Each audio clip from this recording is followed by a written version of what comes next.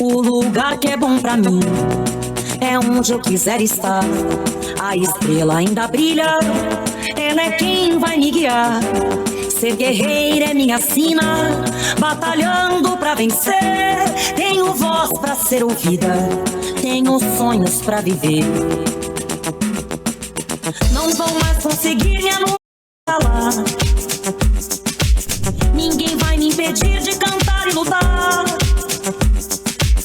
Seja em casa, no campo, na rua ou na praça, chega de mordaça, agora eu vou falar. Porque eu sou mulher pra fazer acontecer. Eu sou uma delas.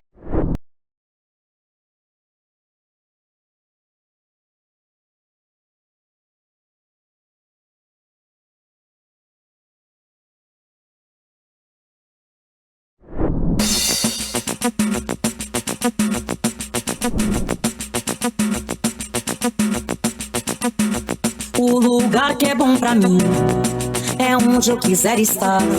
A estrela ainda brilha, ela é quem vai me guiar.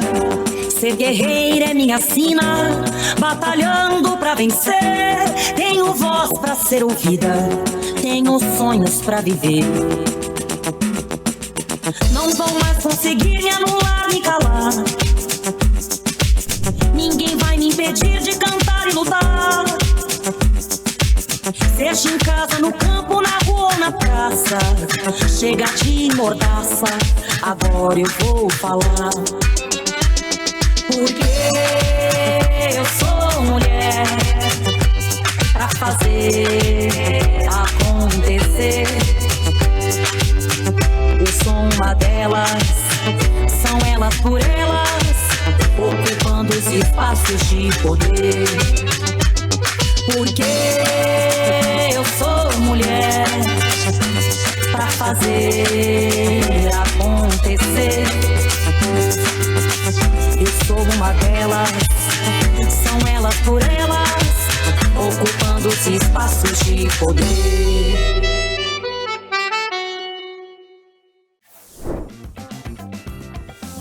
Começa agora o TV Elas por Elas. E na aula de hoje vamos falar sobre as mulheres negras do Brasil no processo eleitoral, com Cissa Carvalho, cientista social. Eu sou Cissa Carvalho, sou de Aracaju, Sergipe. Eu entrei no Partido dos Trabalhadores quando eu tinha 18 anos, tinha acabado de entrar na universidade. Geralmente as pessoas entram no movimento estudantil, no movimento social e depois ela vai para o partido. Eu fiz o caminho inverso. Vim para o PT, e o PT que me ensinou a importância da luta social. Aí, a partir daí, eu fui militar no movimento estudantil, nos movimentos sociais, no movimento de mulheres, no movimento de juventude, no movimento negro. E, apesar dessa cara bonitinha, eu já tenho mais tempo de vida dentro do PT do que fora dele. Então, o PT, ele me ajudou na formação. A cidadã que eu sou hoje, o PT faz parte disso. Manhã criou e o PT terminou de formar. Então, eu sou muito grata ao Partido dos Trabalhadores pela mulher que eu sou hoje. E aí, eu tenho uma filha, que já tem 18 anos, inclusive. A Laila fez 18 anos e ela fez o ensino médio, assim, o terceiro ano agora, o último ano dela. E no último ano, ela tinha um painel que se chamava Terceirinho na escola, que você levava as fotinhas, sua foto quando era criança, e fez um muralzinho. Aí a foto de Laila, ela com a camisa do PT, escrito PTBB, a praguinha do Lula, e ela assim, e aí alguém passou por ele e fez, mas o que significa isso? Ela respondeu, era creche. Era creche porque eu fui criada dentro do partido. Porque para as mulheres militares, mulheres que são mães, a política não é um espaço hostil para isso. Mas para a gente militar, a gente precisa andar com as crianças. Ou a gente não vai militar. Então, a minha filha tem essa história também dentro do PT, que ela foi criada, ela dizia que o PT era a creche dela. Então, todo mundo era tio, todo mundo era tia, e a gente vai. Eu sou cientista social, faço gestão pública, terminando agora, vou ser gestora tecnóloga em gestão pública também, formada pela Universidade Federal de Sergipe, estou fazendo agora gestão pública na Estácio. Sou ex-presidenta do Instituto Marcelo Deda. Deda foi um grande governador, o melhor governador que aquele estado já teve, um governo petista. Eu tive muito orgulho, acho que um dos grandes orgulhos da minha vida foi ter sido presidenta do instituto dele. E eu fui a última geração de juventude formada por Deda. Então, é uma grande honra. Eu fui secretária estadual de mulheres, saí agora da gestão, fui secretária por 8 anos, desde 2017, terminei a gestão agora, né? Que foi a grande escola da minha vida. Eu entrei na Secretaria de Mulheres, eu ainda era jovem, né? Na verdade, eu estava saindo da juventude, e foi a grande experiência, assim, a militância, assim, para o bem e para o mal, né? Eu sou uma mulher quando eu entrei na Secretaria de Mulheres e saí da Secretaria de Mulheres uma outra mulher em todos os sentidos, na vida, na minha vida pessoal e na política, porque o PT, ele é o vanguarda no debate do feminismo, mas o PT ele também reproduz o que a sociedade tem também de pior, porque a gente é composta por pessoas que estão na sociedade. Então, eu saio uma outra mulher, para o bem e para o mal. A formação política ela é essencial, principalmente quando você está entrando no partido. E a formação política ela acontece de 2 formas. Ela acontece você sentadinha, de 3 formas, na verdade. Ela acontece de uma forma pessoal, que é você se interessar por ler os documentos do partido, as resoluções que saem, o PT faz reunião da executiva, sai resolução. Você se interessar em procurar se formar, que é a sua parte. O partido, ele precisa também dar a formação política dele, porque você está no PT por quê? Por que esse partido foi criado? Por que você está aqui? Por que projeto a gente milita? Então, o PT dá essa formação política. E a formação política que acontece na prática. Eu sou muito adepta da formação que também acontece na prática, porque eu fui formada assim. A gente tinha os nossos momentos que a gente sentava, a gente leu a Carta dos 113, como é que esse partido foi fundado, em que diretrizes. Tem muita gente que fazia, e o PT vai fazer revolução. O PT não foi um partido que foi criado, por exemplo, para fazer revolução. Tá lá. O PT foi criado para quê? Para mudar a vida da classe trabalhadora. Então, toda vez que tem uma decisão, e é uma coisa que, isso é a formação política que nos dá essa consciência, às vezes tem uma decisão que você fica assim, inclusive no governo. Poxa, vai fazer isso? Não, mas o PT, peraí, aí tu pensa e para. Isso ajuda ou não a classe trabalhadora? Pronto, então o PT está cumprindo papel. É sobre isso, não é sobre fazer revolução. Mas isso isso não pode ser uma falácia. Você faz isso porque você faz formação. Você entendeu porque o partido foi criado, qual foi o objetivo do partido, você vai renovando as bandeiras, os debates vão acontecendo, nós vamos renovando nossas bandeiras e isso acontece na formação. E essa formação a gente sentadinho. E tem a formação da prática, que, por exemplo, nós estamos no Encontro Nacional das Mulheres do PT. Isso é formação política. Porque dentro do encontro você participa de várias formas da formação política. É nos debates que acontecem na sala, é nas interações que acontecem entre os estados, nas articulações políticas que acontecem, como é que eu vou dizer, atrás das cortinas. E isso é formação política. E quando a gente traz a importância desses encontros e dos encontros setoriais e das secretarias, porque você esses espaços são os espaços que oxigenam o partido, que também é formação. Então, a formação, ela precisa acontecer, ela é primordial. Precisamos, inclusive, atualizar a nossa forma de fazer formação, porque nós estamos numa militância que não quer mais ficar sentada. Como é que a gente forma essa nova militância que está chegando, que são os militantes digitais? Como é que a gente forma? Como é que a gente chega? Como é que a gente usa a IA na nossa formação política? Então, como é que a gente precisa da UF5? O PT tem essa dificuldade de dar um F5 na tecnologia, mas nós não podemos ficar para trás. E tem muitos partidos, principalmente de direita, que estão anos-luz na frente da gente nesse processo de formação. E do jeito deles, mas eles usam a tecnologia, a formação, informando. Hoje você vê uma geração que está sendo formada pela direita. Então, nós precisamos dar esse F5 no nosso processo de formação, brilhar novamente o olho da juventude e querer aglutinar. Porque quando a gente fala em formação, aí vai ficar lá sentado na sala, escutando alguém falando. Às vezes nem eu quero mais.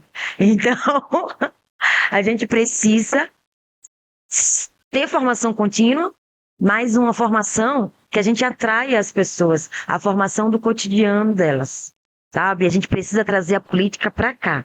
Elas precisam entender essa importância, e a formação política faz isso. E, inclusive, para a gente que somos agentes, como é que a gente chega lá? Como é que a gente vai chegar lá? É a formação. E atualizadíssima. Eu fui uma secretária que eu acho que eu fiz mais formação política. Assim, eu sempre fiz todos os nossos encontros precisavam ter formação política. Era primordial.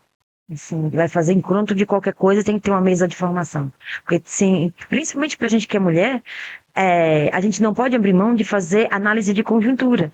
Mas só faz análise de conjuntura se você tiver uma formação, uma leitura. É você entender como é que se faz um processo. Uma formação, uma análise de conjuntura, você não chega numa mesa e fica falando. Você tem um roteiro que se constrói uma análise. E você só aprende isso fazendo formação. E é aquela formação que você faz sentadinha. É a formação também que você escuta o outro fazendo análise de conjuntura e você percebe que todos têm um roteiro para fazer análise de conjuntura. Eu não sei se vocês já perceberam. Todo mundo começa falando do mar internacionalmente, da questão em macro, depois vai chegando no Brasil, nas questões nacionais, depois chega nas questões estaduais, até chegar no foco da mesa que você tá. Isso é um roteiro. Quem não prestou atenção, preste atenção. E isso é a formação política que nos dá. Essa condição de ter essa leitura é a formação política. Esse é um grande desafio. Tem um vídeo da Benedita na Constituinte em que ela fala, e tem num DVD de formação das mulheres do PT, que quando a política não foi espaço para as mulheres estar. Tanto que quando se chega na Câmara, não tinha um banheiro feminino. Na construção daquele espaço, que é a casa do povo, não tinha um banheiro para uma mulher usar. Isso é um recado que a política estava dando. Porque não era o espaço para ter mulheres. Então a nossa briga começou daí. Ó. Então, não era um espaço para a gente ter. Então, quando você vê a Bené, que é para mim um grande exemplo de força, de lindeza, inclusive, eu tenho a meta de chegar na idade da Bené com aquele rostinho lindo, maravilhoso que ela tem, inclusive. Não só com isso, mas com a força que a Bené tem. Quando você vê uma mulher na idade da Bené, brigando, lutando e sofrendo violência, inclusive, naquele espaço, de homens que não respeitam a história dela, vocês dão força e oxigênio.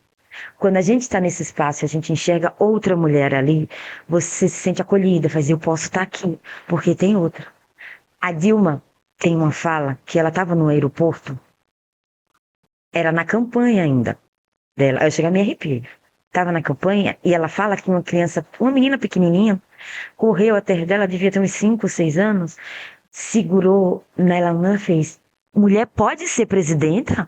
Aí a Dilma fez: mulher pode ser presidenta. E a menina brilhou o olhinho, virou para mim e fez: eu quero ser presidenta. Porque, né? São espaços que nós fomos criadas para não estar naqueles lugares. Até pelas coisas que a gente...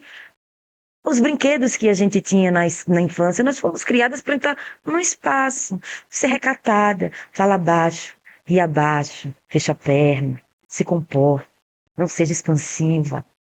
Porque tudo isso fazia parte de um contexto em que você precisava estar aqui. Então, eu digo que ser uma mulher negra, feliz, eu digo não, essa é uma frase de uma companheira nossa chamada Juliana Borges, mas que eu uso muito. Ser uma mulher negra, feliz, já é um ato revolucionário.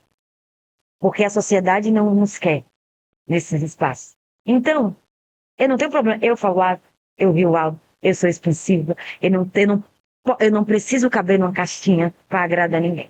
Mas nós não fomos criadas assim. E quando a gente enxerga outras mulheres falando, fazendo enfrentamento, aí você vai... Então aquilo ali estar aqui na cara também para resolver isso aqui. Eu não posso ficar baixar a cabeça para fazer. Então, ter referência e ser referência, eu fico muito, muito orgulhosa e muito policiada quando eu encontro alguém e me diz: eu acompanho você e você é uma referência política para mim. Então, isso também traz a responsabilidade do que você faz na vida, de como você conduz o processo. Pô, eu tô aqui achando que eu tô aqui, mas tem gente me olhando e tem gente se inspirando. Do mesmo jeito que eu tô olhando a Bené, que eu tô olhando a Dilma, que eu tô olhando a Gleisi, tem gente olhando pra gente também e se espelhando e querendo entrar na política por causa da gente. Então tem um processo histórico e nos lembra que nós também temos história. Nós estamos construindo ela ainda, estamos construindo, mas nós já temos uma caminhada e que também está servindo de exemplo. Na Secretaria Estadual de Mulheres do PT, nós fizemos um documentário falando da construção do PT na visão das mulheres. E eu fui a entrevistadora, que estava fazendo o seu papel. E eu entrevistei uma companheira nossa, da juventude, que hoje está na Executiva Nacional, que é a Lisandra. E a Lisandra me deixou muito emocionada, porque ela tinha uma filha pequena e a Lisandra participou, a Flora nasceu num processo de eleição, então a Flora estava em tudo. Pequenininha, de braço em braço, me lembrava muito a minha filha. E aí eu perguntei a ela como era ser mãe. Era uma das perguntas para ela, como era ser mamãe solo dentro do PT, militar. E aí ela virou para mim e fez bem assim: hoje é mais fácil, porque você veio antes de mim. Aí isso me emocionou e eu nunca tinha prestado atenção nisso. Ela fez: como você que transformou esse espaço no cotidiano. Então, todo mundo já estava acostumado, a minha geração já estava acostumada a tomar conta dos filhos que vieram para as mulheres poderem participar. E eu, na minha geração, fui a primeira a ter filho. Depois vieram as outras e as crianças. Tanto que aí, ter o espaço das crianças virou algo natural. Não era uma coisa que a gente precisava pensar: ai, não. Já entrava no roteiro do mesmo jeito que a gente montava a mesa, tinha que ter o pula-pula do menino. Eu lembro que a gente fez uma formação das mulheres que a mesma quantidade de mulheres que tinha na formação tinha de criança. Tinha de criança. E aí ficava cada vez mais claro, para as mulheres poderem participar desse espaço, as crianças precisam vir, porque senão ela vai ficar em casa. Coisa que os homens não têm. Eu fui para candidata a vereadora em Aracaju e eu tive que fazer uma conversa com os meus companheiros sobre como eu poderia fazer a campanha. Gente, o Sergipe ainda funciona muito no rádio. Tem rádio de manhã. A gente liga o rádio para escutar sobre a política, sobre as coisas, e o rádio começa às 6, 7 horas da manhã. E eu dava muita entrevista como secretária, mas eu tinha um problema. Eu combinava com os radialistas: gente, eu só posso dar entrevista às 7h30. Porque entre 6h30 e 7 horas eu tô botando menina na escola. Coisa que o homem não tá fazendo. Ele pode acordar e começar a dar entrevista. Eu não. Antes de eu sair de casa para fazer campanha, para fazer política, eu acordo, eu boto o menino para a escola, eu tenho que deixar o almoço pronto, eu tenho que deixar as coisas minimamente organizadas para minha vida política começar. Os homens não têm. Eles acordam, eles tomam banho, se bobear, a roupa rápida até assim arrumada em cima da mesa, e eles vão fazer política. Então eles podem pensar na política 24 horas do dia. Nós não temos esse privilégio de pensar 24 horas do dia. Quantas vezes eu estava numa mesa para fazer uma fala e recebi a mensagem: ela tá doente, tem alguma coisa, o gás acabou, e não sei o quê. E você tem que concentrar na política, mas tu tem que resolver as coisas de casa. Então tem muitas dificuldades. Tem muitas dificuldades para a mulher fazer, para a mulher estar na política. Então é difícil, assim, não é uma coisa. Então, assim, a gente precisa sempre se concentrar. Tem dificuldade, a gente lembra. A Bené passou muita coisa para estar ali, mas a Bené tá ali. A Dilma passou muita coisa, muita violência. Mas ela tá ali, de cabeça erguida. Vamos lembrar que a Dilma foi impeachmentada e ela não soltou uma lágrima. Isso é formação também, sabe? É você se espelhar e lembrar que você também já é espelho para outras mulheres. Então, isso é importante. Hoje a aula foi sobre as mulheres negras do Brasil no processo eleitoral, com Cissa Carvalho, cientista social.